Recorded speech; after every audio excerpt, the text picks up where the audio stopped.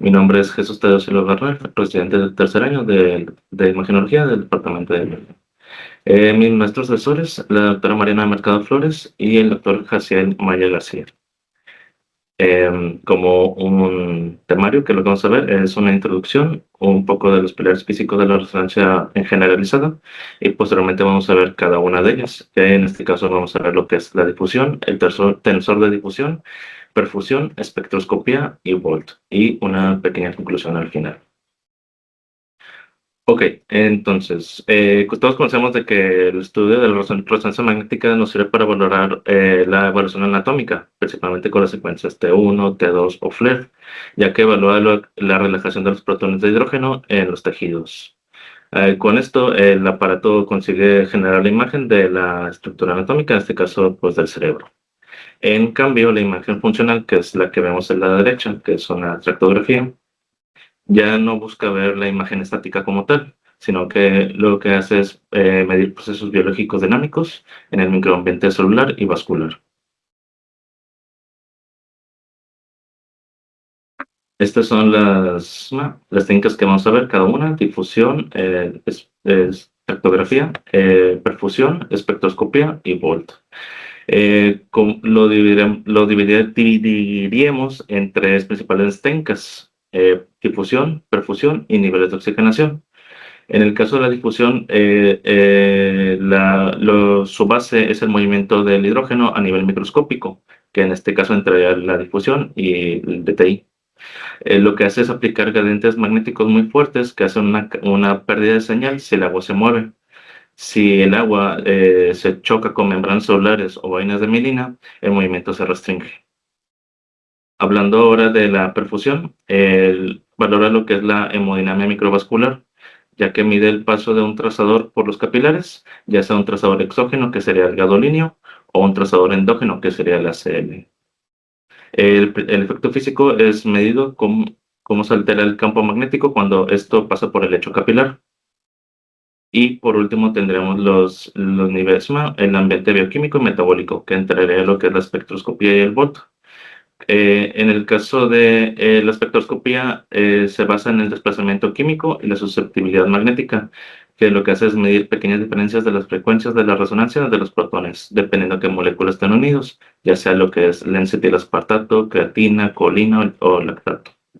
En cambio, el volt mide cómo la hemoglobina desoxigenada, que en este caso es paramagnética, causa una distorsión del campo magnético local en comparación con la sangre oxigenada. Muy bien, entonces empezando con la difusión. Para hablar de la difusión hay que hablar primero del movimiento browniano, que es definido como un movimiento aleatorio, perpetuo e irregular de las moléculas de hidrógeno en el tejido. Esto es debido por colisiones constantes con otras moléculas más pequeñas. Un poco de historia: en 1827 el botánico británico Robert Brown observó a través del microscopio cómo unas partículas de polen suspendidas tenían un movimiento errático. Él al principio pensaba que las partículas estaban vivas. No fue hasta 1905 que Albert Einstein lo explicó de una manera matemáticamente, que esto era debido a colisiones aleatorias con moléculas de agua mucho más pequeñas. Y pues ganó el premio Nobel en 1921 por la descripción del movimiento fotoeléctrico. Ahora, yo sé que es muy físico esto, pero ¿cómo lo explicamos con un ejemplo? Eh, Tenemos el ejemplo de la copa de agua, que si alguien introduce lo que es una tinta, en este caso de color azul, la tinta no se distribuye de una manera uniforme, sino que se hace un poco más aberrante, como podemos ver aquí, que se dirige un poco más a la base, un poco más a los lados, y pasando el tiempo, la copa se vuelve de color homogéneo. Ahora, ¿cómo hacerlo con personas? Imaginemos interpretación: todo el mundo está trabajando ahí, abriendo la puerta, checando casos con maestro, pero en un punto se da una indicación de que todos nos vamos a cierto punto, digamos, musculoesquelético. Entonces, todas las personas se tienden a mover a esa área, a pesar que estén medio como conglomerados, pero igual todo el mundo sigue haciendo su trabajo. Ahora, en la difusión se ven dos tipos de movimientos, principalmente el isotrópico y el anisotrópico. El isotrópico es definido como La molécula de hidrógeno tiene la misma probabilidad de moverse en todas las direcciones, como podemos ver en este ejemplo. La persona del centro puede moverse hacia arriba, hacia abajo, laterales o en diagonal. Esto se ve principalmente, bueno, pero su movimiento no está restringido, o sea, tiene libertad de movimiento, pero no está restringido a un solo movimiento como tal. ¿Esto cuando lo vemos? En el espacio extracelular, ya que las moléculas pueden moverse libremente, sin obstáculos en el espacio entre células. También puede verse en el edema vasogénico, ya que el agua se mueve de manera isotrópica en el espacio extravascular, y también pues, en el líquido cefalorraquídeo, que el agua se mueve completamente libre. Ahora, hablando del movimiento anisotrópico, si las moléculas de hidrógeno estuvieran restringidas por barreras, como puede ser las membranas celulares o las fibras de mielina, esto hace que la molécula de hidrógeno se tenga una preferencia de movimiento hacia un cierto lado, como podemos ver en la imagen. Si estamos en un banco y estamos en una fila, no nos deberíamos mover hacia los laterales, deberíamos movernos solamente hacia enfrente. Esto, como lo mencionaba, se ve principalmente en las fibras de vainas de mielina, que lo vamos a ver más adelante en el DTI. Ahora, la difusión. Em, Para adquirir lo que es propiamente la imagen de la difusión, se divide en diferentes fases, que es primero la adquisición de la imagen en V0. Un V0 es el que vemos aquí, que es lo más parecido a un T2. Posteriormente ocurre la fase de excitación, que es donde se lanza el primer pulso electromagnético 90 grados. Como podemos ver en este GIF, se lanza el pulso, la molécula se puede decir que se desplaza, la magnetización hacia el plano transversal y obliga a todos los protones a girar de manera sincronizada.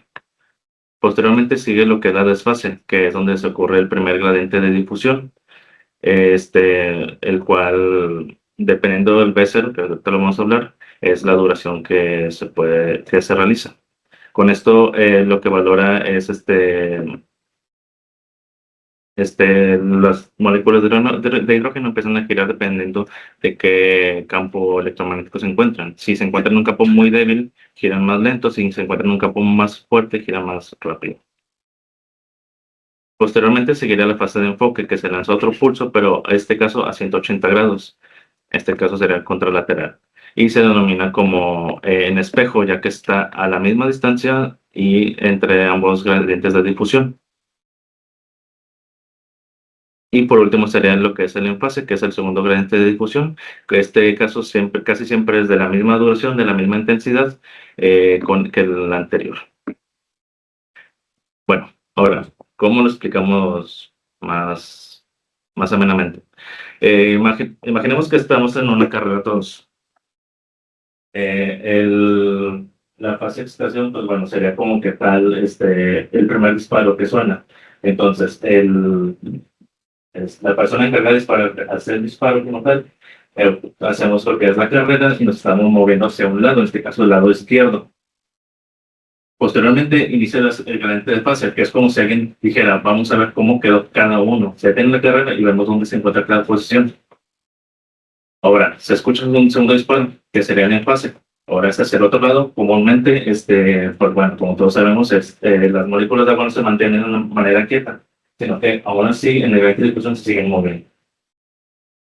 Esto la máquina lo interpreta como si hay movimiento, si yo hice el movimiento de izquierda a derecha, significa que no estoy restringiendo. En cambio, si por alguna razón me ponen a correr en el centro de Monterrey y no repito, pues básicamente sería muy difícil cruzar lo que es Pino Suárez, Cuauhtémoc, entonces no podría moverme. Y la máquina lo interpreta como si la molécula de hidrógeno no tuviera movimiento. Eso es lo que se denomina como restricción a la difusión. Ahora, pasando a lo de B0, B1000 y bueno, otros números. Las imágenes de la derecha, los que vemos, es B0, B1000, B3000. ¿A qué se refiere este numerito que viene incluido? Esto se refiere a la duración como tal de gradiente de difusión. Entre menos tiempo tenga, tiene menor sensibilidad y fuerza para detectar el movimiento del agua, pero se sacrifica lo que es la relación señal-ruido. Por eso podemos ver cómo esta imagen se ve con menos definición anatómica, pero sí se puede ver cómo hay una zona de restricción.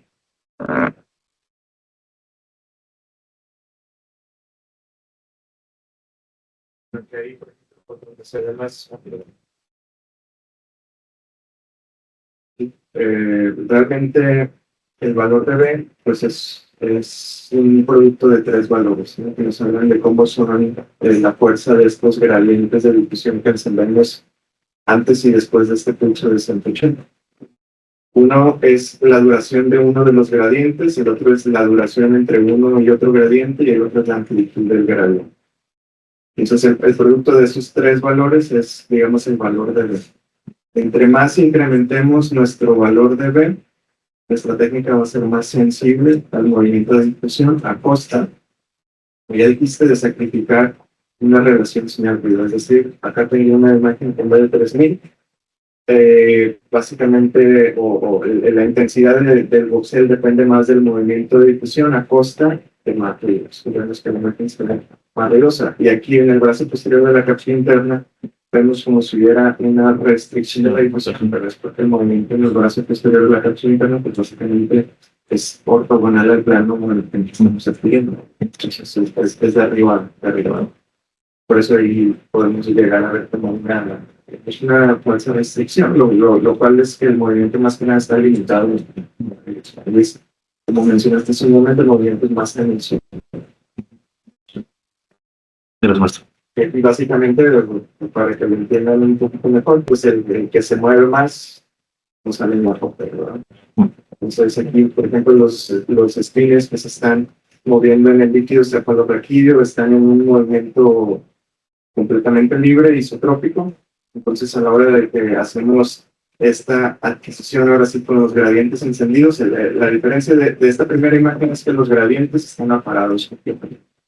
En el B de 1000, B de 3000, los gradientes están encendidos. El B de 3000, pues básicamente lo que más variamos es la amplitud del gradiente. Este gradiente es, esta gráfica es más alta. Entonces, aquí los espines que están libres se desfasan y eso hace que empieces a perder señal. Y a la hora de adquirir tu imagen, que es como lo que vemos acá del eco, pues el eco es de menor intensidad, ¿verdad? Entonces, por eso es más intensa lo que vemos a nivel de líquido cerebral. En realidad, en el parénquima cerebral, pues el movimiento no es isotrópico, está limitado ahí sí por las membranas celulares, que son membranas que son lipídicas. Entonces, el movimiento tiende a estar limitado. Y también el movimiento es diferente. Sustancia gris y sustancia blanca. En sustancia gris hay una mayor cantidad de agua. Por eso normalmente en la difusión también vemos la corteza un poco más hiperintensa. A diferencia de la sustancia blanca, que es un poco más hiperintensa. Por eso es por su efecto intrínseco de que se hay una mayor cantidad de agua en corteza y en la sustancia blanca pues hay mayor cantidad de líquido. Los muestro. Muy bien. Entonces, ya que explicamos lo que es la difusión, pues también toca explicar lo que es el mapa de ADC. Esta se basa con la fórmula de Stexcal-Tanner, que relaciona la caída de señal en difusión con el movimiento de agua. ¿Qué quiere decir esto? Para hacer un mapa de ADC se usa lo que es el B0 y el B1000. Entonces, lo que vemos, como vuelvo a decir también, el B0 es como un T2, entonces el líquido cefalorraquídeo es hiperintenso, que sería el ejemplo más claro. Si uno ve en B0 el líquido hiperintenso, pero en B1000 se ve hipointenso, en el mapa de ADC todo va a salir hiperintenso. ¿Ok? Bueno, se ve hiperintenso, pero la terminología correcta es que tiene valor alto de ADC. No es correcto decir que está hiperintenso. En cambio, por ejemplo, como tenemos SMAT, que es un evento vascular, que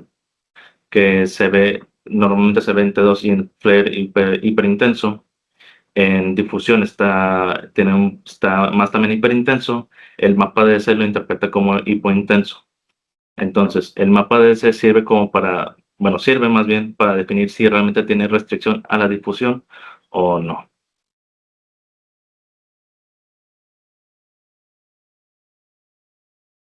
Ese es un mapa calculado. Y aquí no, estrictamente no diríamos superintenso y hipotenso. Porque, bueno, y digo, este es un mapa calculado. Y lo calculamos a partir del B0 y del B1000. Estamos cuantificando cuánto es ese movimiento que vemos a nivel de cada observador. Hacemos esta formulita y ¿se acuerda alguien cuáles son las unidades del ADC? ¿Cuánto las dividimos? ¿Alguien te acuerda? ¿No? Milímetros cuadrados sobre este metro. ¿Qué quiere decir? Por ejemplo, hace rato que pusiste la imagen de la copa de la tinta, digamos, quiere decir cuántos milímetros cuadrados en este plano se está moviendo la tinta en nuestro mundo. Entonces, eso es lo que nos indica el ADC. O sea, estamos midiendo el movimiento de las moléculas de agua en un área, porque son milímetros cuadrados, estamos cuantificando cuánto es ese movimiento. En el microscopio. Por eso decimos que tiene valores altos y se mueve mucho, porque en un área más grande, en un segundo, o tiene valores bajos, menos en un área más pequeña.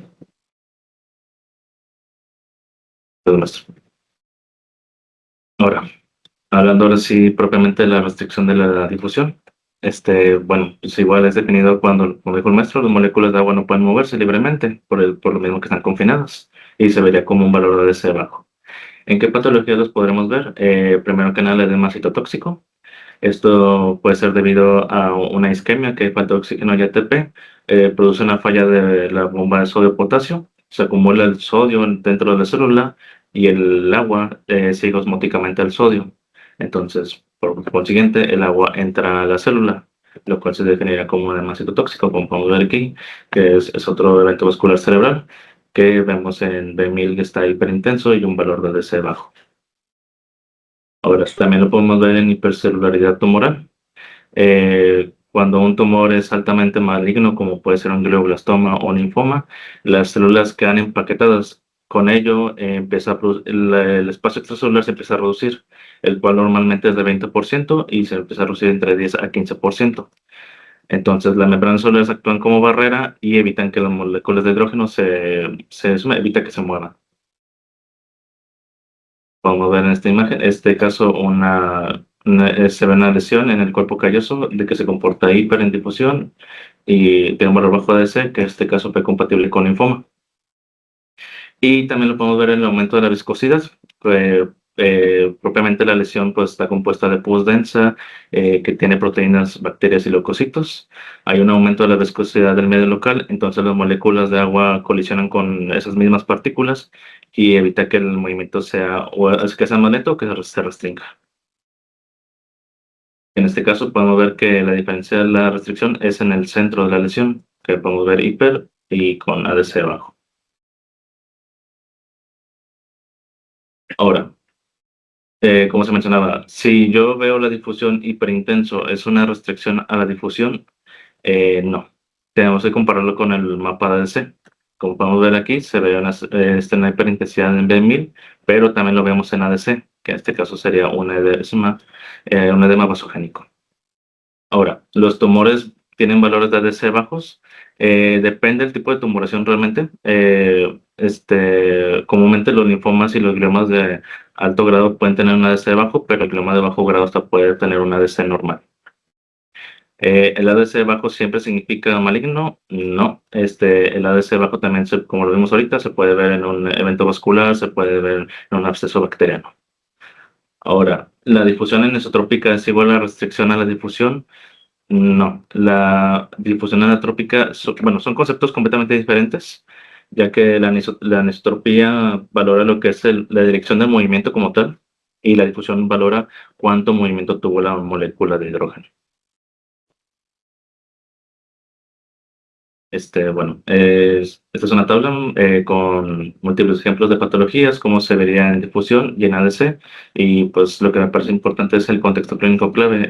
Recuerden que al ver estudios necesitamos el contexto clínico para orientarnos a mejor diagnóstico y que sea más razonable para el médico tratante. Muy bien, ahora pasando al DTI. El, en 1990, Michael Moseley hizo un descubrimiento. Él notó que la sustancia blanca del cerebro no se movía igual en todas las direcciones, lo que actualmente se conoce como anisotropía. Pero pues en la época la resonancia magnética aún no estaba capacitada para resolver este problema. No fue hasta 1994 hasta que Peter Weiser decidió abordar este problema con un modelo matemático llamado tensor, lo cual, como pueden ver en el gráfico, propuso medir la difusión en 6 direcciones diferentes a través de un elipsoide.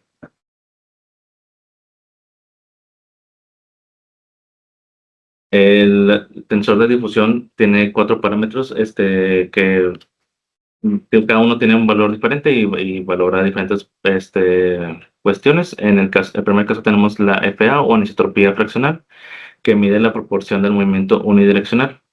Este sería uno de los valores más importantes que se valora para la tensor de difusión. El MD o difusividad promedio mide la difusión en promedio en todas las direcciones. El AD o difusión axial, que mide a lo largo del eje como tal, y el radial o el RD, que mide a lo perpendicular del eje. Ahora,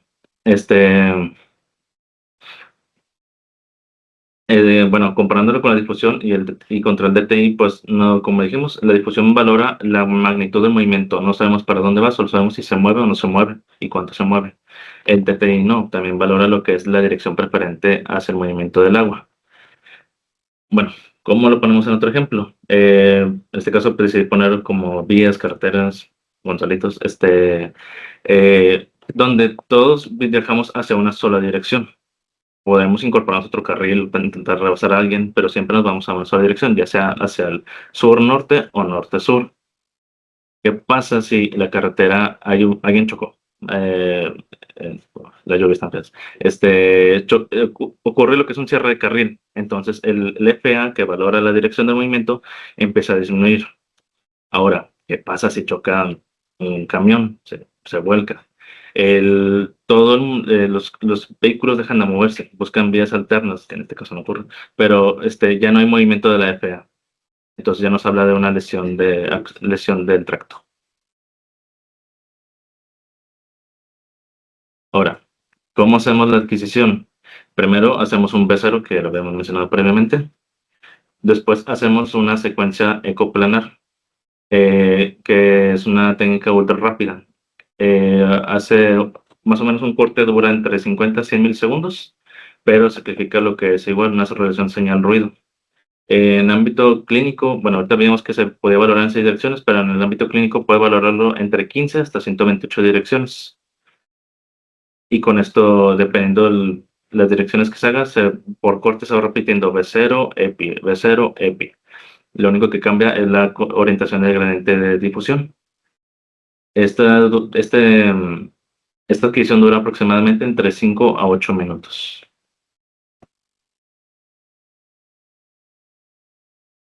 Ahora, el postproceso. Tenemos lo que es la fracción de anisotropía, que es este que vemos a la izquierda, que es es uno de los mapas más importantes y, como lo decimos, valora la dirección del movimiento de hidrógeno. Con esto es para valorar la integridad de los tractos. En segundo lugar tenemos el mapa de dirección, que es este aquí a la derecha, que es la fracción de anisotropía aplicado al código de colores universal, y con esto nos dice hacia dónde se dirige. Tenemos lo que es también el mapa de difusividad media, que valora el movimiento de hidrógeno en las 3 direcciones. Y la radial, pues mide el movimiento del hidrógeno, pero perpendicular al axón.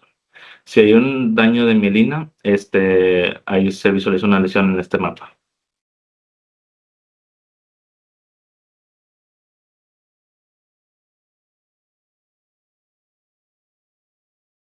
Bueno, el mapa que estamos viendo arriba a la izquierda nos dice de todo el movimiento que hay en cada voxel, qué tan anisotrópico es. Y los valores van de 0 a 1. Creo que este caso nos sacamos entre más el valor tiende al 1, Quiere decir que el movimiento es más anisotrópico. ¿Qué significa que es más anisotrópico? Que tiende el movimiento a ser en una sola dirección. Si el valor de la fracción de anisotropía tiende al cero y el voxel yo lo veo más oscuro, quiere decir que el movimiento ya no es tan unidireccional. Es más isotrópico, el que se mueve, las moléculas se mueven en todas las direcciones. Entonces, realmente el mapa de fracción de anisotropía nos ayuda, por ejemplo, en sitios donde sabemos que las fibras tienden más en una sola dirección. Por ejemplo, aquí estamos viendo a nivel del esplenio del cuerpo calloso, que la intensidad de esos voxeles son más brillantes, ¿verdad? O tiende más al 1. El 1 es completamente blanco, el 0 es completamente negro. Entonces quiere decir que el movimiento básicamente en el esplenio del cuerpo calloso es prácticamente en una sola dirección, que es de derecha a izquierda, ¿verdad? Ahora el segundo mapa nos codifica una dirección preponderante. Así como hace rato mostró Jesse, digamos, el modelo del tensor que te dice tres direcciones preponderantes principalmente. ¿Verdad? Eh, lo universal es que de derecha a izquierda lo codificamos en rojo, de arriba a abajo lo codificamos en azul y de adelante hacia atrás lo codificamos en verde. Ya dependiendo, lo mínimo son 6 direcciones, pero bueno, como ya vieron en la clínica, usamos mínimo 15, podemos usar hasta un montón de direcciones. Pero, y los colores ya aquí como que se mezclan un poquito. Pero este mapa, que es el mapa que codifica la dirección de la anisotropía, nos dice cuál en cada uno de esos voxeles hacia dónde se mueve más las moléculas, ¿verdad?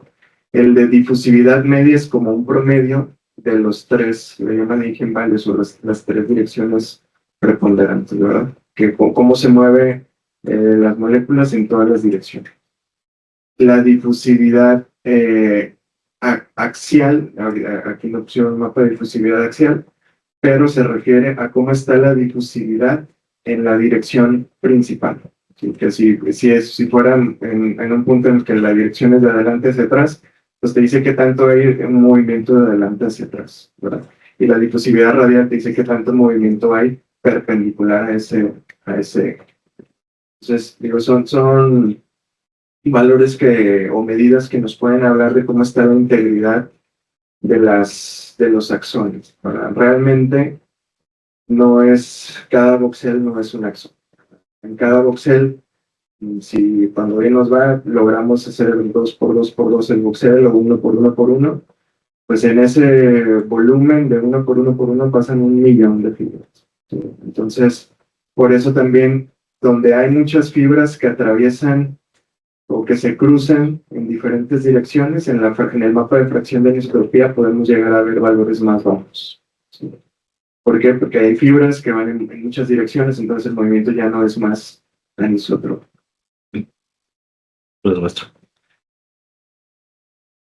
Ahora, ¿cómo se obtienen pues, estos modelos? Por ejemplo, la tractografía como tal. Bueno, como lo vimos en el mapa de color, es una reconstrucción matemática hacia dónde fluye el hidrógeno. No valoramos el axón, valoramos el hidrógeno como tal, el movimiento de la anisotropía que hace. Entonces la computadora empieza a conectar los puntos a una velocidad sorprendente. ¿Y cuándo sabe que se tiene que detener? ¿Cuándo sabe que no conecta esa región? Cuando la FA baja o cuando hace un giro brusco aproximadamente 90 grados. Entonces la computadora se detiene y deja de procesar esa área. Ahora, de los tractos, realmente son más, muchos más, pero son los que usamos más.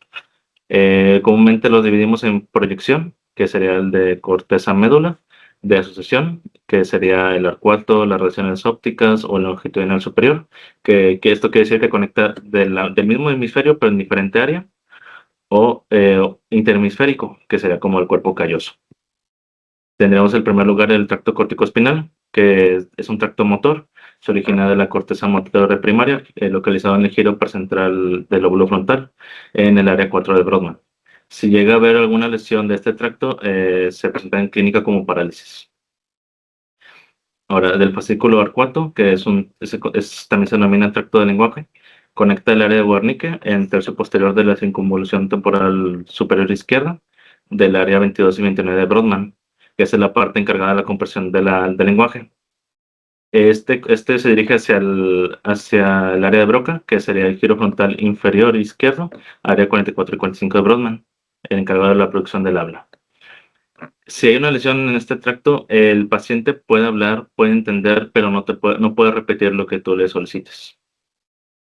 El longitudinal superior es un tracto de asociación, conecta lo que es el lóbulo parietal, temporal y occipital.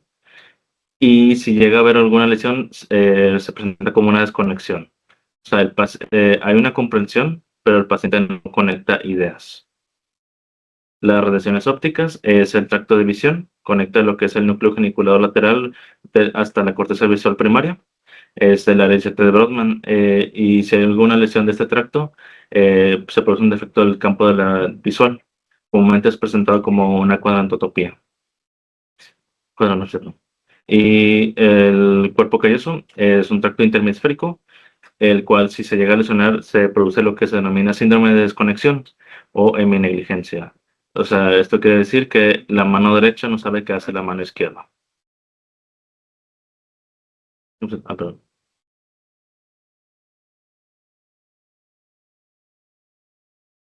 Ahora, ¿cuál es su uso en este caso? Primero que nada, y el más relevante es el mapeo quirúrgico de lesiones. Como lo mencionamos, la fracción de anisotropía es un valor de 0,1 que valora qué tanta anisotropía tiene. Si el FPA, que comúnmente es 0,7 para arriba, está normal, eso habla que el tracto está íntegro, entonces da para mayor disponibilidad de una resección segura. En cambio, si el FA se encuentra disminuido, eso nos quiere decir o que el tumor está invadiendo o hay un proceso del trayecto y es un riesgo quirúrgico alto. Si la fracción de anisotropía está ausente, significa que el tracto ya está perdido. Aquí podemos ver la tractografía como tal, que está expresando el córtico espinal, pero no se ve que está, bueno, en este caso disminuido era de fracción de anisotropía, entonces nada más lo estaba desplazando. También se puede usar para el traumatismo craneoencefálico, ya que permite valorar lo que es daño axonal difuso no visible entre dos flares. Y se visualiza igual una fracción de anisotropía baja en la sustancia blanca. También nos ayuda a predecir la recuperación neurológica. En este caso vemos que no se visualiza un tracto del córtico espinal. Y también se puede usar también para lo que es el evento vascular, que se obtiene la que es fracción de anisotropía en el territorio isquémico.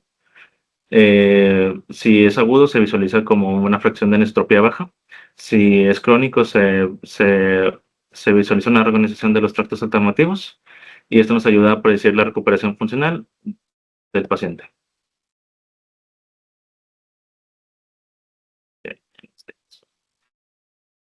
Podemos ver que está más disminuido del lado derecho que del lado izquierdo, que es donde fue el evento vascular.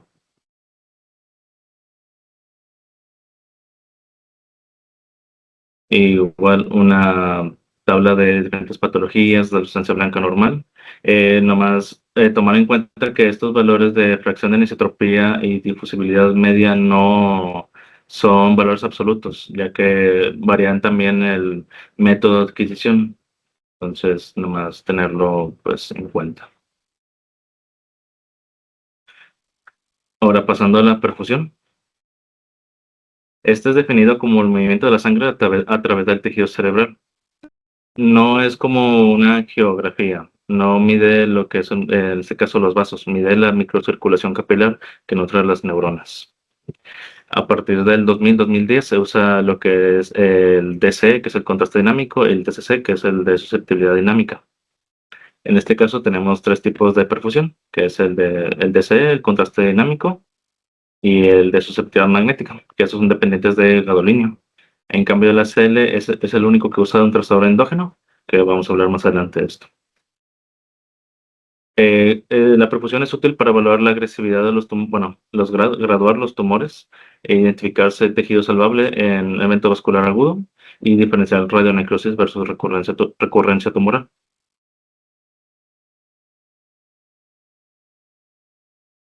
Ahora,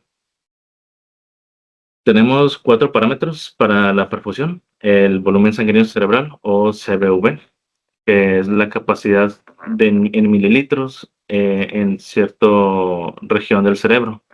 Por eso los valores son mililitros, comúnmente lo hacemos en 100 gramos. El CVF o flujo sanguíneo cerebral es la velocidad que llega la sangre nueva a cierta región del cerebro. Por eso evalúa la sangre en mililitros, la región y el tiempo. El tiempo de tránsito medio, que sería el tiempo promedio que tarda el gadolinium en pasar todo el lecho capilar. Esto quiere decir de que pasa por la arteria, llega al lecho y se dirige hacia la vena.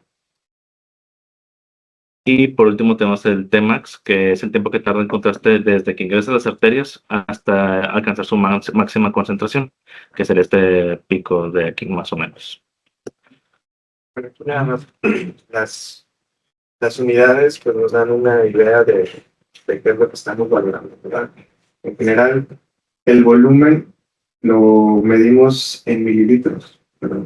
Y por cada 100 gramos de tejido. Es decir, cuando ponemos un ROI y hacemos una medición, decimos cuántos mililitros de sangre le están llegando a 100 gramos de tejido que se comporten como esa región de uteros. El flujo nos dice cuántos mililitros de sangre llegan a 100 gramos de tejido en un minuto, ¿verdad? Estos volúmenes y flujos varían dependiendo si es sustancia gris y sustancia blanca. La sustancia gris tiene mayor volumen y mayor flujo que la sustancia blanca. El tiempo de tránsito medio cada vez se utiliza tal vez un poco menos, ahora se utiliza un poco más el Tmax, que para eso ocupamos una deconvolución y necesitamos una fusión arterial de entrada para poder saber cuánto es el tiempo que tarda desde las arterias hasta el pico máximo, ¿verdad? El volumen lo calculamos haciendo una integral de esta curva, o sea, y vemos el área bajo la curva o digamos, estrictamente, bueno, o el área sobre la curva. Aquí están colocando dos ROIs, parece esto ser de un cerebro normal y de alguna lesión. Entonces, aquí el área bajo la curva, de la curva azul, es mayor. Entonces, eso se correlaciona con un mayor volumen sanguíneo cerebral. El tiempo de tránsito medio es el tiempo que tarda el contraste en el primer paso en el lecho capilar, o sea, el tiempo desde el T0, que es el tiempo de llegada, hasta donde recupera más o menos al 80, 60, entre 60 y 80% de la línea de base, que es esto. Entonces, estos son los parámetros más utilizados y son los parámetros adicionales, hay un montón más. Y actualmente pues también tenemos otras herramientas que nos permiten calcular otros valores de perfusión que por motivos de tiempo no se pueden en esta clase, ¿verdad? Pero estos son los que más se utilizan o tradicionalmente. Sí, es nuestro. Bueno, creo que me brincó el rotoplas mejor. Bueno, habíamos mencionado que había dos tipos de perfusión: el DC, que es el de contraste dinámico, y el DCC, que es el contraste de susceptibilidad dinámica. ¿En qué cambia? Principalmente, el DC se usa el T1 y asume que la barrera hematocefálica está rota. Entonces el gadolíneo pasa al espacio extravascular y valora la que es para más que nada para malignidad. Este usa parámetros de constante de transferencia, volumen celular y volumen plasmático. Y también es útil para diferenciar radionecrosis de recurrencia tumoral. Ahora, hablando del DCC o de susceptibilidad dinámica, que es el que más usamos, usa secuencias T2 estrella y se basa en el efecto paramagnético del gadolinio. También asume que la barrera hematocefálica está íntegra y usa los valores de volumen, de flujo, tiempo de tránsito medio y Tmax, que es este. Ahora, pasando a la descripción, como decíamos, se usa un gradiente eco T2 estrella. la cual no usa pulsos de refoque. Trata de que, bueno, hay cobertura de todo el cerebro con un grosor de 5 milímetros por corte. Se inyecta gadolinio a una dosis de 0.1 milimol por kilogramo a una velocidad rápida, que sería de 4 o 5 mililitros por segundo. Esta secuencia tiene una duración de 2 minutos y la calculadora propiamente calcula lo que es el volumen, el flujo, el tiempo de tránsito medio y Tmax, pero siento que sería también bueno que sepan cómo se calcula. Este, el eje Y, que es el que vemos, perdón, es el de acá arriba, es la señal de tejido y el eje X es el tiempo. Entonces, el volumen de sanguíneo cerebral se denomina como el área sobre la curva, que es la que vemos aquí. Todo esto lo que estaría encerrando sería el volumen sanguíneo cerebral. El tiempo de tránsito medio es la anchura de la curva y el flujo se calcula a base de una fórmula que es volumen sanguíneo cerebral entre el tiempo de tránsito medio. Y el Tmax ocurre es el tiempo hasta la caída máxima de la curva. Pero digo, hay una diferencia. El time to peak es desde el inicio de la inyección y el Tmax, ahí necesitas la funcionalidad de entrada. Digamos, es lo que a veces hacemos, de poner un ROI donde identificamos las arterias y contamos desde que llegan las arterias principales hasta el pico máximo. Creo que actualmente se usa más el Tmax. Sí. Eso es todo. Ahora, ¿de qué nos sirven? Bueno, ¿por qué se usa en stroke? La perfusión. Eh, Sirve para diferenciar lo que es el tejido en penumbra, que se encuentra isquémico, contra el tejido core, o que es el infarto. Con esto, dependiendo del reporte que se le dé al médico tratante, valora si es candidato a terapia de rescate, como la trombectomía. Ahora, bueno, creo que es lo mejor.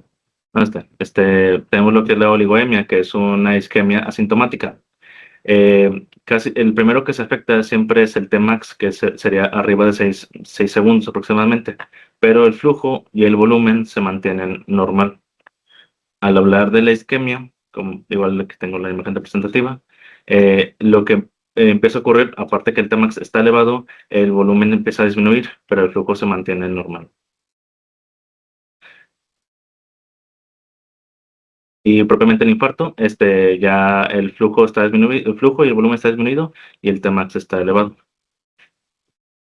Podemos verlo con esta representación de esta gráfica, que el umbral normal, pues encima de esto sería la perfusión normal, debajo de esto ya se considera una hipoperfusión, la cual se dividiría en dos: el umbral por encima del isquémico o por debajo del isquémico. Como mencionamos, la oligoemia es asintomática, entonces el paciente no va a tener una sintomatología como tal, pero la isquémica ya es sintomática, y cual ya se divide en dos: lo que es la penumbra, el tejido isquémico, que aún es salvable, contra el core o infarto, que ese tejido ya no es rescatable.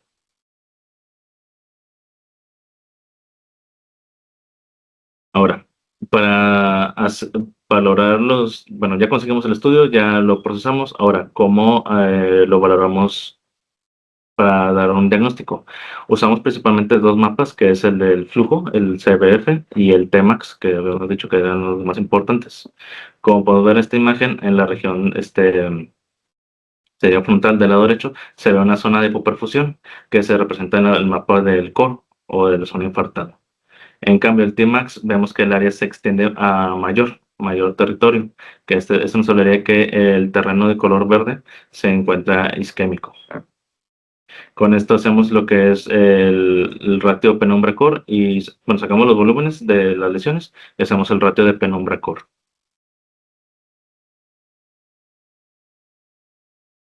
Ahora, en los tumores, bueno, lo más importante sería que valora el volumen sanguíneo cerebral, que es el que hemos dicho que era lo de por encima de la curva, bueno, por debajo de la curva. Esto, entre mayor volumen tenga, nos habla de que probablemente sea un grado más alto de tumoración, y también nos ayuda con el seguimiento del tratamiento. Si llega a tener si un paciente tiene antecedente de tumoración, pero tiene un CV bajo posterior al tratamiento, nos puede hablar de cambios inflamatorios o por pseudoprogresión, que sería por radioterapia o por radionecrosis. En cambio, si el volumen cerebral se encuentra elevado, ya nos hablaría más de una progresión real.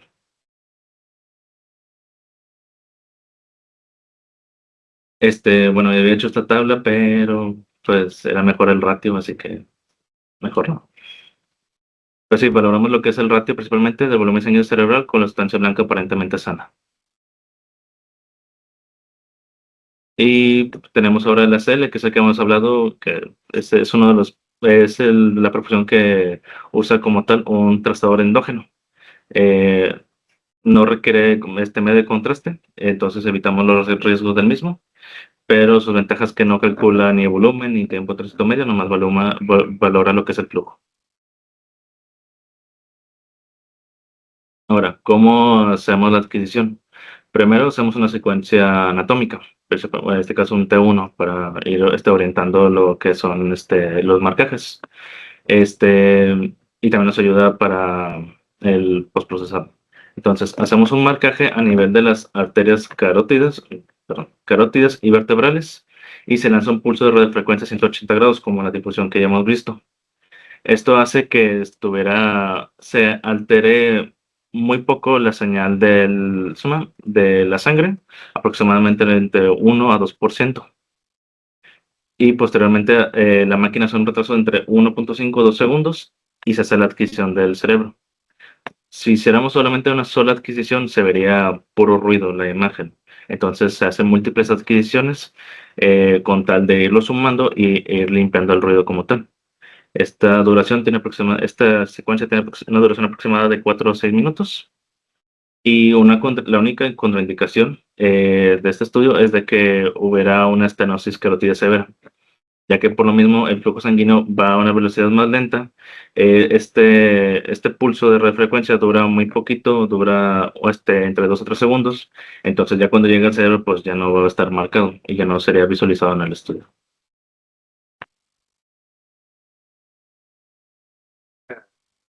Señal ruido o la diferencia de mi imagen de control y mi adquisición después del etiquetado es bien poquito. Por eso se hace este mismo control y etiquetado unas 8 veces, y luego ahora sí ese 2-3% de variación de señal lo promediamos y eso lo ponderamos con una fórmula para pasarlo también el interno de la sangre para calcular el flujo sanguíneo cerebral.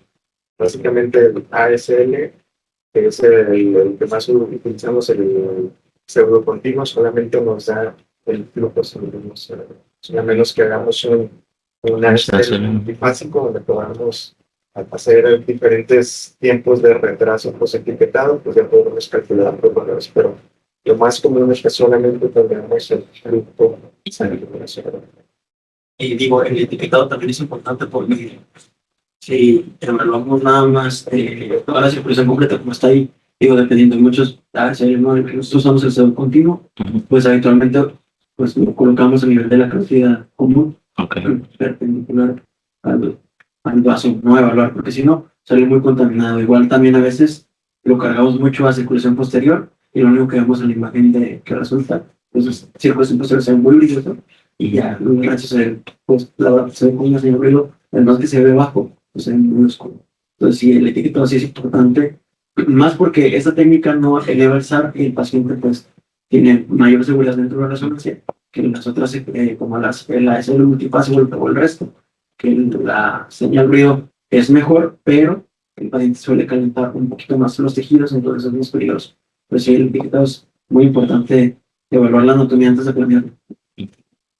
Idealmente el etiquetado es el slab donde etiquetamos tiene que ser ortogonal, perpendicular al eje de las caracteres. Por eso habitualmente tiramos un angio previo para planear dónde vamos a hacer el etiquetado. Para que sea un etiquetado homogéneo, pues tanto carótidas y vertebrales deberían de ir en la misma dirección, ¿verdad? Pero pues no siempre es así. Si una arteria es más oblicua, la eficiencia del etiquetado va a ser menor, y por eso va a ser lo que comento ahora. Entonces a veces sí tenemos que hacer varias adquisiciones. Pero bueno, la ventaja de esta adquisición es que no usamos contraste, entonces la podemos repetir las veces que sea necesario. Gracias, maestro. Perfecto. Bueno, Como mencionamos, pues tiene varias ventajas, principalmente la neurooncología pediátrica, ya que pues en seguimiento de un pediátrico con una tumoración, pues a veces ya es medio cansado para el paciente que lo estén punzando cada rato, entonces también puede ser una alternativa para estas cuestiones. En insuficiencia renal severa, sabemos de que si un paciente con traza de filtrado glomerular menor a 30 tiene un riesgo de fibrosis sistémica nefrogénica, entonces para este procedimiento es mucho más seguro. Y por último, en pacientes embarazadas, pues el gadolinio tiende a cruzar la barrera hematocefálica, entonces, perdón, la placenta. Entonces, podemos hacer este estudio de manera segura sin exponer al feto. Este, pasan- Pasando a la espectroscopía. Bueno, la espectroscopía como tal no es una imagen, como la que vemos acá. Es un análisis químico donde se valora cuántas moléculas de N-acetilospartato, colina, creatina y lactato hay en cierta región. En los años 90 se descubrió que se puede medir los metabolitos cerebrales, pero a una velocidad muy lenta, aproximadamente mayor a 30 minutos. Hasta el 2000-2010 se usa lo que es la espectroscopía univoxel y se vuelve clínicamente práctica, reduciendo su tiempo hasta de 5 a 10 minutos. Y esta técnica funcional nos ayuda a diferenciar gliomas de bajo contra alto grado, así como alteraciones metabólicas. Bueno, hablando propiamente del espectro, que es el que está aquí a la derecha. Valoramos, hay más metabolitos, no solamente son cuatro, pero pues sí, digamos que son los más importantes en este caso. Lo dividimos en dos líneas, gráfico X y gráfico Y, que el gráfico X valora la frecuencia en partes por millón y el gráfico Y es la amplitud o la intensidad de cuántos metabolitos hay. Entonces tenemos cuatro metabolitos, el N-acetilospartato que se localiza en 2 partes por millón, que es este pico gigante que vemos aquí, valora lo que es la viabilidad neuronal. La creatina a 3 partes por millón, que está en este gráfico, valora lo que es el metabolismo energético. La colina, que está pegada a la creatina, un poquito a la izquierda, 3.2 partes por millón, valora lo que son las síntesis de membranas celulares. Y el lactato, que se localiza en 1.3 partes por millón, más aproximadamente aquí no se ve porque está normal, habla sobre metabolismo anaeróbico. Eh, ¿Cómo expresarlo en un ejemplo bastante rápido? Imaginemos que vamos a una orquesta. Hay diferentes tipos de instrumentos, están los de cuerda, están los de metales, aire, percusión, uno que otro extra y extraño. Entonces, cuando uno va a una orquesta, principalmente como puede ser la canción de la primavera de Vivaldi, lo que son los violines, que pueden ser como en y los espartatos, están más presentes, que eso nos habla que la sustancia blanca está, o sea, no hay lesión como tal. La creatina y la colina están ahí acompañándola, pero no están tomando el protagonismo y pues no hay ningún instrumento extraño ahí. En el caso de la isquemia, que puede ser la canción del tren a las víctimas de Hiroshima, los violines se empiezan a disminuir porque en este el espartato baja y eso nos habla que hay una lesión en la sustancia blanca. Aparece un instrumento extraño, que en este caso sería el lactato, y lo que es la creatina y colina pues se mantienen ahí persistiendo, ¿verdad? En el caso de un tumor, que puede ser la danza de las flores de Stravinsky, este, pues en este espartato empieza a disminuir más. Pero lo que dijimos, la colina, que es el recambio de membrana celular, empieza a elevarse. Entonces empieza a haber una percusión más alta. Y depende de la tumor, puede haber o no lactato. Y por parte del Alzheimer, que puede ser la de solo un recuerdo ardiente, en este espartato, o sea, los violines empiezan a bajar, no hay un instrumento extraño y a la vez la creatina, que es el metabolismo energético, también empieza a bajar. Ahora, los diferentes tipos de espectroscopía. Tenemos el univoxel y el multivoxel. El univoxel, que es este de aquí, usa, como su nombre lo dice, un solo tipo de voxel. Mide los metabolitos de la región de interés y sus ventajas de que el tiempo de adquisición es muy rápido y de 2 a 5 minutos. Y además de que su gráfico, bueno, el espectro presenta menos ruido. Su desventaja es de que solamente valora esa área y que entonces se necesita saber colocar para conseguir una buena espectroscopía. En cambio, el multivoxel, que es el que vemos aquí, realiza el espectro de múltiples voxeles, que realiza un mapa de metabolitos, que es el que vemos aquí a la derecha. El tiempo de adquisición es mucho más lento, entre 10 a 20 minutos, pero la resolución es menos detallada debido a la presencia de ruido. Ahora, ¿cómo hacemos la adquisición de la espectroscopía? Lo recomendado es de que primero hagamos, o sea, toda la secuencia anatómica y usemos de referencia el T1 contrastado para poder definir mejor la lesión. Tenemos la secuencia, la secuencia PRES o STEAM, que se prefiere la secuencia PRES. En este caso sería el del univoxel. Se localiza como tal con secuencias anatómicas. La medida del voxel es de 8 por 8 por 8 milímetros. Se trata de evitar lo que es hueso, aire, artefactos y sangre. Y se empieza a adquirir lo que es, se decide el tiempo de eco corto, de 35 de 30 a 35 milisegundos, que valora todos los metabolitos, o 135 milisegundos, que sería el eco largo, que valora pocos metabolitos, los cuatro que vemos ahorita. El más usado actualmente es el de tiempo de eco corto, aunque aquí ya es para diferenciar de cada tipo de paciente. Posteriormente a eso se realiza la secuencia PRES y se recolectan los datos espectrales. El software hace un procesamiento donde cuantifica los metabolitos. Ok, bueno, como lo habíamos dicho previamente, necesita el aspartato, es para viabilidad neuronal, en 2 partes por millón, y si disminuye, habla de daño axonal, isquemia, tumor o demencia. La creatina habla de metabolismo energético en 3 partes por millón y rara vez cambia su valor. Si lo hace ya es un daño severo o un tumor muy agresivo, pero se usa mucho para la relación para los demás metabolitos. La colina habla de síntesis de membranas celulares y aumenta en tumoraciones. Y el lactato nos habla de metabolismo anaeróbico de 1.3 partes por millón. Si está presente en el espectro, es por infarto, isquemia, tumor o con necrosis. Ahora, habíamos mencionado que sirve para diferenciar lo que son los gliomas de bajo grado, que sería el 1, 2, el alto, grado 3 y el alto grado o grado 4. Cada uno de ellos tiene un perfil diferente de espectro.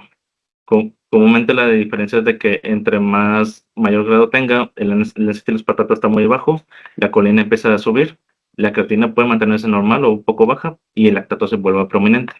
En este caso tenemos el de un glioma de bajo grado, que podemos ver que la colina está levemente aumentado y una disminución baja, una leve disminución del acetilospartato, pero no vemos lo que es el lactato. En cambio, vemos esta espectroscopía donde vemos que no vemos ni siquiera el acetilospartato y vemos un pico de lactato gigante, que esto nos hablaría de un glioblastoma grado 4.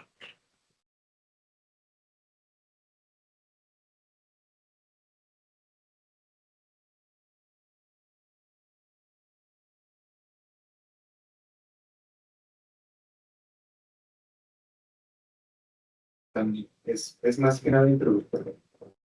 No esperan.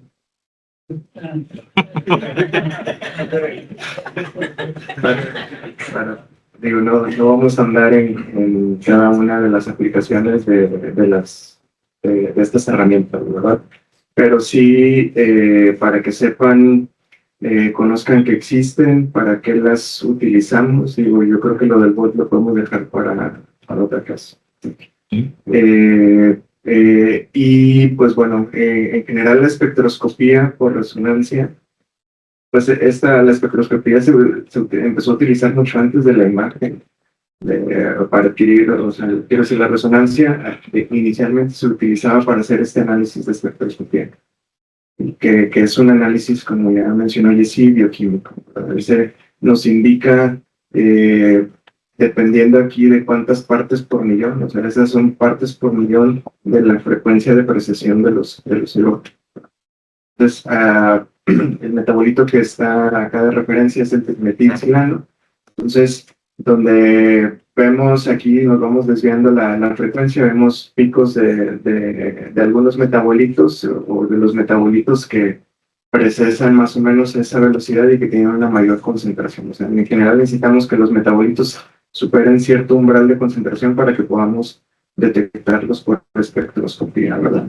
Así como mencionó estos cuatro, pues ahí podemos detectar un montón de metabolitos, ¿verdad? Claro que algunos metabolitos entre menos concentración esté, pues los picos van a ser menos prominentes. Si ocupamos también suprimir, en el caso del cerebro, pues suprimir el pico de agua, y para que podamos tener una buena relación aquí de los demás metabolitos. Y pues este es un análisis químico, ¿no? La difusión, pues nos habla también, ya lo vimos más de la microestructura, así como cómo se está moviendo el agua a nivel, digamos, microscópico, ¿verdad? ¿Qué otro hablamos? La perfusión. Bueno, la perfusión lo que analiza pues es cómo es que tanta sangre o gadolino está llegando al lecho capilar. Si vemos cómo se está perfundiendo un tejido. Ya ahorita ya no habló Jesse del volt, pero bueno, el volt nos ayuda a identificar esas áreas elocuentes de la corteza cerebral y para mapear la función. El propósito de todas estas herramientas, pues, a la conclusión, es básicamente que cuando encontramos una lesión estructural, ¿sí?, que es resecable, pues el propósito del neurocirujano habitualmente es hacer una resección máxima segura, ¿sí?, sin dejar secuelas para el paciente. Para lograr eso, pues a veces la pura imagen estructural que usamos, el T1, el T2, no es suficiente. Requerimos de hacer de una valoración funcional, ¿sí? Porque de nada sirve resecar todo el tumor y pues también resecarle un área que el paciente ocupa para su actividad. Entonces, para eso usamos estas técnicas funcionales y hacemos un análisis un poco, digamos, más exquisito del tumor y para saber, y esto asociarlo también con el pronóstico del paciente. Y pues bueno, no sé si alguien tenga algún comentario que quiera agregar. Nada más de la espectroscopía, digo, como ya mencionó el maestro, pues son dos protagonistas importantes, el TMS o el fluoxetilano y el agua. ¿Sí? Si no se suprime el pico de agua, no vamos a tener nada porque pues, va a sobresalir por encima del resto. Entonces, la supresión de agua es importante. Como bien dijiste, PRES es la secuencia que utilizamos, pero actualmente existen nuevas tecnologías como la secuencia que no es Vapor, como es su nombre, pues evapora el agua y todos los picos van a sobresalir, ¿no? Una secuencia que no todos los resonadores tienen, pero es importante saber que existe, ¿no? Y que siempre es importante no colocarlo en aire ni en sangre, porque no va a haber nada de esto. Siempre hay que tener una buena posición del boxer. Y la otra es que, pues, perfusión por rezo y TAC, aunque suene lo mismo, no es lo mismo. El yodo actúa muy diferente, sí, su energía, pues, permite que tenga una interacción con los rayos X y pues, brille y sea más denso. Pues la perfusión lo que hace, pues, solamente como rompe el campo magnético, la homogeneidad del campo magnético en el tiempo. Es lo que prácticamente medimos, no medimos cuánto gadolino se concentra. Eso es solamente cómo se rompe, cómo se comporta el tejido ante un impulso magnético. El vapor es una técnica.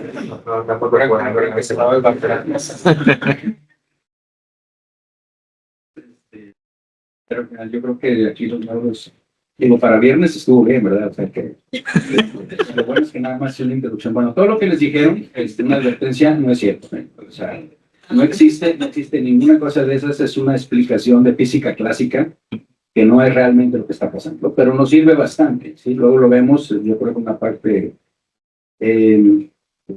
yo creo que vale la pena, a diferencia de otras, porque eso me han comentado, que entendamos un poco más lo de la física de resonancia, ¿sí? Más que, porque me decían a veces, no, pues es que le metemos mucho cookie a la física de resonancia y ni siquiera sabemos física de rayos X, o no sé cómo funciona el TAC, o el ultrasonido, ¿sí? Digo, a ese grado de...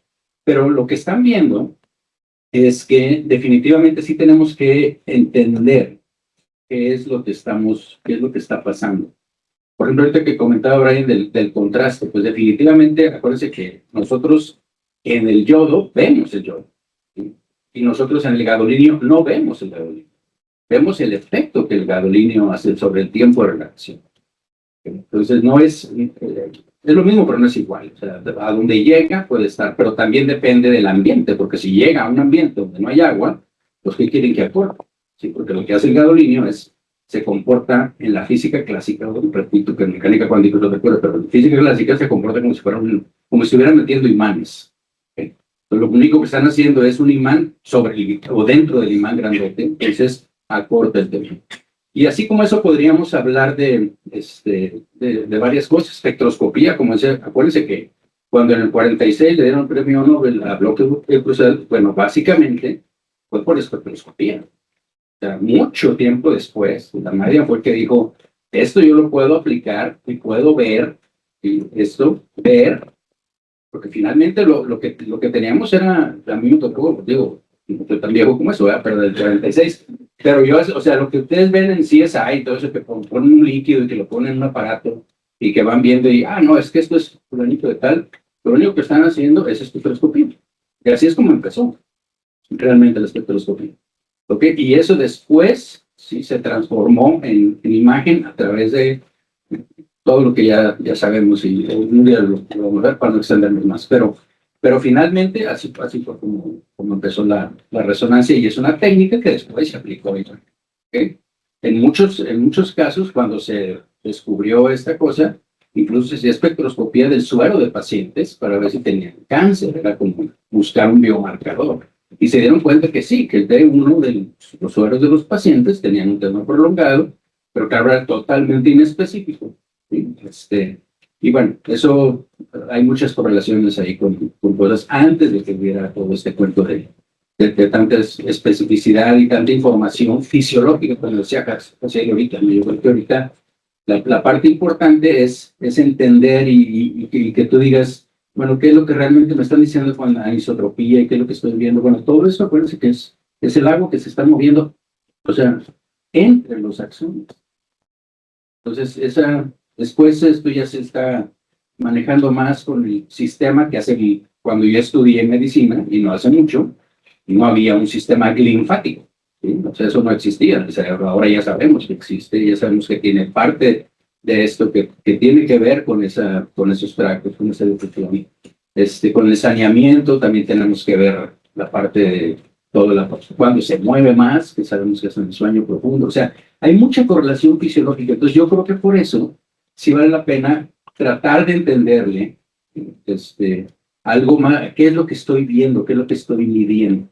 ¿Okay? Cuando hacemos resonancia magnética, a diferencia de lo otro. ¿Sí? Lo otro, no digo que no tengamos una idea de cómo funcionan los rayos X, obviamente, pero ya en la práctica como que es como caminar, ¿no? Es como como manejar, no sabes exactamente, pero lo entiendes. Entonces aquí igual, vamos aprendiendo y decís T1, T2, está bien, es como simple y contrastado. Pero ya cuando vemos todo esto, la cosa ya, sí tienes que saber qué quiere decir una DC, qué quiere decir, o sea, qué representa. Entonces yo creo que por eso sí vale la pena, pero con dosis pequeñas, así.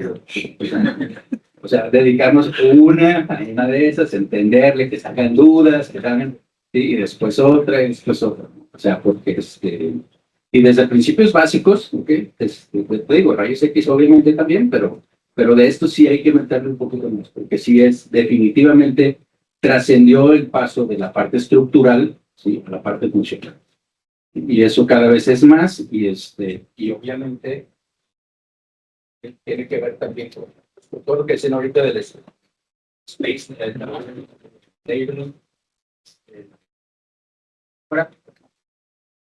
que tiene que ver, por ejemplo, para los bebés, ¿no? O sea, los bebés, cualquiera que tenga un,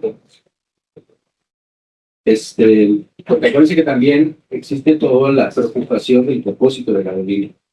Pues ustedes pueden hacer cosas semejantes, así, sin inyectar gasolina. Pues obviamente que también, pero esa es la parte en donde tenemos que entrar nosotros. O sea, ayer le decía, es que yo me tuve que salir porque tengo una paciente, pero cuando estaban viendo todo esto de lo de la aorta y demás, ¿se acuerdan? Yo le decía a Fernando ayer que lo importante, lo que cuando tú lo ves dices, wow, ¿cómo voy a decir todo eso? No. Probablemente vamos a seguir diciendo que tenemos un aneurisma de la aorta que está por debajo de las renales y que tú sepas, pero lo que no quiero es porque estas cosas ya se tratan en conjunto, incluso les digo ayer Fernando, el que llena todo eso ni siquiera es un médico. ¿Sí? Es el tipo que hace o sea, el de la compañía que manda, pero pues son tipos muy entrenados que saben exactamente qué es lo que tienen que medir, dónde están las renales, qué es la distancia, cuál es el diámetro. porque saben exactamente eso. ¿Okay? Lo que me interesa mucho es que nosotros como radiólogos no estemos en una estación de trabajo, en un hospital, y que llegue el intervencionista, llegue el cirujano, lo que sea, y que estén hablando de ellos y nosotros tocar el palo. Ustedes se van a dar cuenta que hay muchas cosas que vemos aquí que al final dices, oye, no voy a poder manejar todo. No, no necesariamente tienes que manejar todo, pero sí saber qué es lo que el otro está manejando. Entender más o menos de qué se trata. Entonces, habrá muchas cosas, sobre todo les digo ahorita los revuelo que vi. También vi varias caras me incluyo, ¿verdad? De que no saben ni qué onda, pero eso es poco a poco, ¿sí? O sea, ahorita van viendo esto, pero es poco a poco la idea no es dominar todo, ni menos en un trancazo, sino simplemente que como radiólogo general, porque después ya ahorita está súper especializado, llega un punto en que ya es un lenguaje diferente. O sea, y lo mismo pasa con mama, y lo mismo pasa con pedia, y lo mismo pasa con... O sea, llega un punto en el que tienes que decir, ¿sabes qué? Sí sé esto, sí sé que es una mamografía, sí sé que hay un birra, pero ya de ahí a que yo tenga que hacer las cosas, creo que ya nos vamos cada vez más especializando. Pero no quiere decir que no sepamos, ni tampoco quiere decir que tenemos que saber todo. ¿Sí? Pero sí al menos que todo, como dijo Jaciel ahorita, todo lo que está pasando, para qué nos sirve. Pero, y la otra parte que ya con eso termino, es si vale la pena, en este caso en particular, si profundizar un poco y entender qué es lo que estamos, aunque sea de una manera figurada, porque es mucho más fácil utilizando física clásica, eso de que las flechitas y que eso nos sirve bastante. ¿Okay? O sea, para entender qué es lo que está pasando, aunque sepamos que en el fondo, pues obviamente están pasando tres cosas, ¿no? Pero sí sirve bastante, o sea, aunque sea así, pero sí vale la pena mucho entender y ver qué quiere decir ese tracto, qué quiere decir, por qué se ve, por qué se mezclan, qué es lo que se está moviendo. Si lo que están viendo ahorita, por ejemplo, el colímetro, yo les digo porque les lo he escuchado, no, pues es que la colina no es la colina, estamos viendo, porque lo único que estamos viendo es eso. O sea, entonces, cuando nosotros mandamos un pulso de frecuencia, o mandamos un cierto ancho de banda que abarca todo esto, estas partes por millón, pero están bajo el pico gigante del agua, por eso decían, sí, o sea, y acuérdense que ese pico de agua, esa frecuencia del agua es directamente proporcional al campo magnético, ¿sí? Entonces, no es lo mismo, el 1,5 que el 1 de 3 Tesla, que el 1 de 5 o de 7 que hay ahorita. Lo que es ahorita, Brian, en la medida que ustedes van aumentando la frecuencia, pues se está acercando al microondas en el espectro electromagnético. Entonces están coordinando al paciente. O sea, están liberando energía. Entonces, a veces tenemos que frenar un poquitín, porque todavía decimos, bueno, no hace daño. Pues sí, bueno, parece que no hace daño. Pero meter a un bebé con un tumor, con un niño con un tumor, que sabes que le vas a hacer no sé cuántas resonancias magnéticas en su vida, pues piensen depósito de energía, en un momento en que se está creando algo, piensen en depósito de gadolinio, o sea, entonces son de las cosas que tenemos que saber al menos que existen, para que al rato que salga algo diga, entiendo qué es lo que está pasando. Entonces, bueno, gracias por este viernes.